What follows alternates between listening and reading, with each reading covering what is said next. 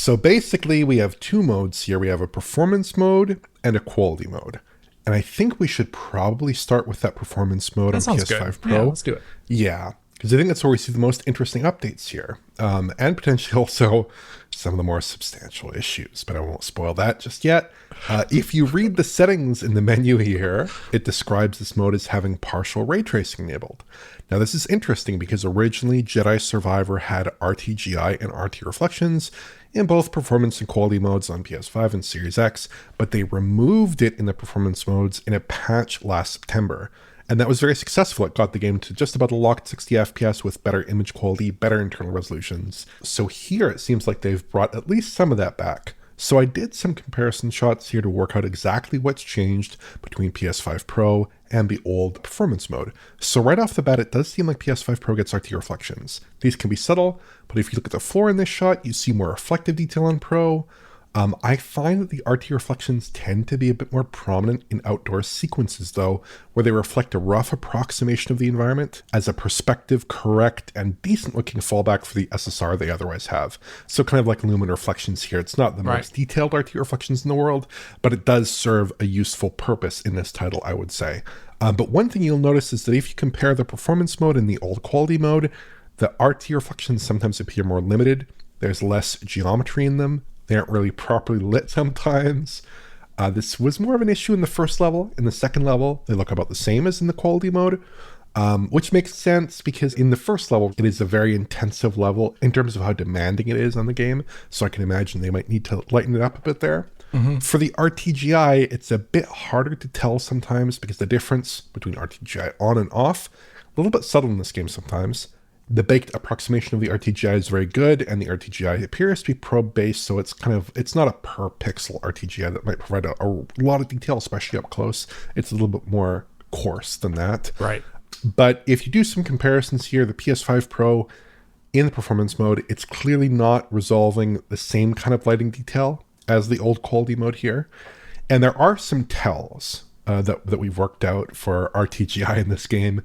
Like in these shots, I'm running forward and backwards. And that lighting detail, it's popping in the quality mode, not popping in the performance mode. That's kind of a tell that we're dealing with some kind of real-time RTGI system there. Also, when we swap between performance and quality mode, the lighting takes some time to kind of rebuild and propagate a little bit across the environment, presumably because we're switching between RTGI and a baked GI solution there. This is the exact same behavior that we saw on PS5 as of last September's patch, but critically, in the patches before last September, we did not have this behavior because they were not switching between the big G and the RTGI. Right. There is one last detail here, and this is something that has come up that's a little bit odd, which is that if you read the press release for these new modes, they describe the performance mode as including ray traced occlusion and reflections here. So I did note that the performance mode before had some very thick SSAO around the foliage. And so I think possibly what might be going on here is that the new performance mode includes RTAO. And when we turn on RT on the PC version, we see similar foliage lighting as well as this new performance mode. So I kind of suspect that maybe this title possibly it always had RTAO. Unfortunately, they never ever told us exactly what was going on with the RT in this title, so it was kind of up to us to determine. So how are we supposed to differentiate between like you're adding RTGI, adding RTAO? This is a hard thing to do, but possibly these are separate effects.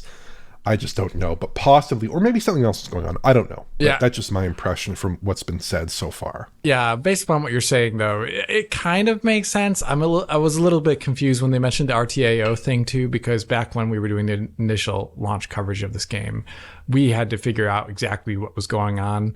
And there wasn't really the usual good evidence of like some very strong difference in AO other than the foliage looking different between the modes. And there it was, you could have chalked it up to almost anything. So it could have RTAO like they describe it as, and the treatment though is very light. Okay, so they've changed that up, but have they also introduced things like PSSR? What's that image quality like in the performance mode?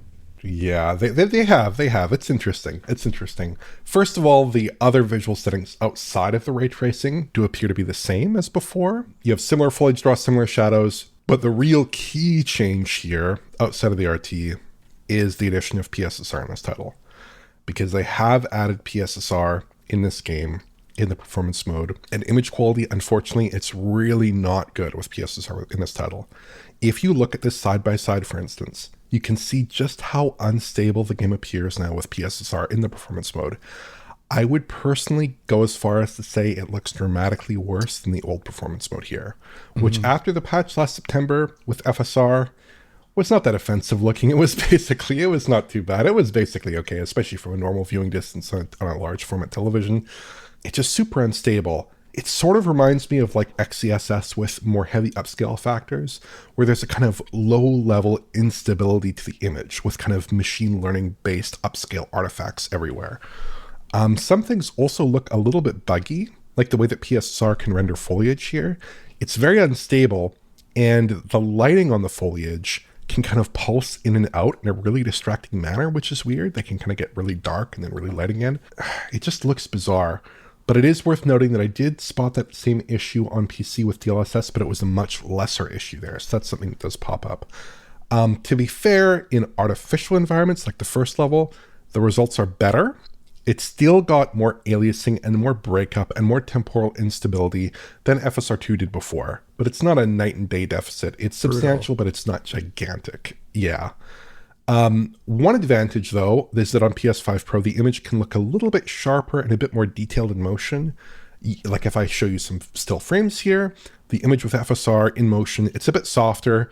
And for sure, when it doesn't have a nice stationary shot to accumulate a nice high resolution image, it does not look as sharp, but in still shots, it does look sharper than the PSSR shot because the PSSR shot is just super noisy and actually kind of not super high detail there. In terms of the resolution numbers, I think PSSR is upsampling to 1800p, while the old performance mode is going to 1440p, which is partially based on the description in the settings menu and in EA's PR on this game, right, which says they're upscaling to 1800p, but it's not resolving 1800p worth of detail.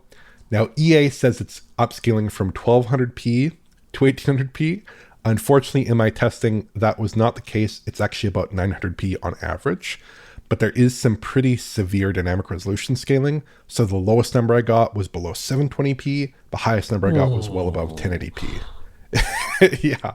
So it's very variable. That is very variable. And it's also, I mean, we've seen with like ultra performance mode for FSR or DLSS on PC that getting something like 720p to look 4K like is already a huge challenge, but getting sub 720p to look 1800p like is arguably even more of a challenge because like as soon as you go sub 720p, you're in like Xbox 360 territory for like even the not good games on Xbox 360 necessarily. So yeah, wow, that's intense. Hearing you talk about the image quality issues that you're seeing there does remind me a little bit of our discussions on Alan Wake 2 about just like a general instability in still images, like kind of noise and less precision there, as well as the issue that you described with foliage, where the AO or the lighting or the foliage themselves is like pulsing, getting darker and lighter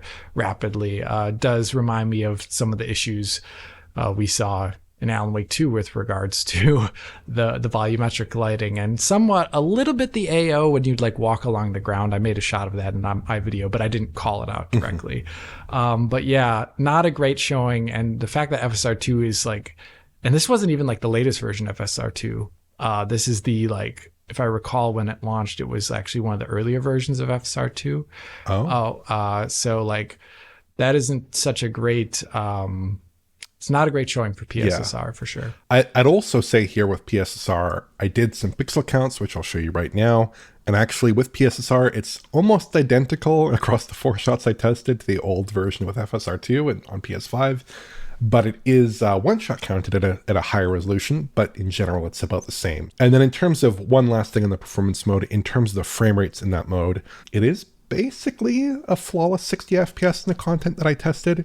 Did drop a couple frames from time to time, like on this river, and it is accompanied by a little bit of screen tearing in the top portion of the screen, but it's generally 60 FPS. I did check this area on PS5, and it actually does hold a locked 60 FPS, but there are no RT reflections, obviously, on PS5, so it's not exactly a fair comparison in this scene with a ton of RT reflections. I even tried the infamous Kobo run, which we have not actually included in our console testing of this game so far, but as far as I can tell, it's a faultless 60 FPS, which is a little bit strange based on our experiences on PC. It's also a little bit unusual because typically UE4 traversal stutter does extend very often to consoles there. I've played a bit of this game on PC for this piece, and even on my 13700K 4090 system, it stutters like crazy, especially with the RT on it. It's just a total mess. So it's a lot better here. Yeah, it is a lot better. Hard to know exactly where that comes from.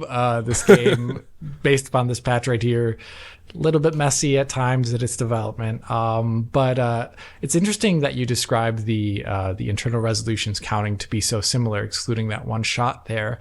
And I think that is actually, it does make a little bit of sense because if they're spending extra GPU horsepower on PSSR, which is going to be invariably more expensive than FSR, and then if they also spend it on things like increased ray tracing, which is very GPU expensive, then it's going to eat up most of the chance to increase resolution, which could actually be one of the downsides to image quality here. There's not enough, maybe it needs more input resolution occasionally.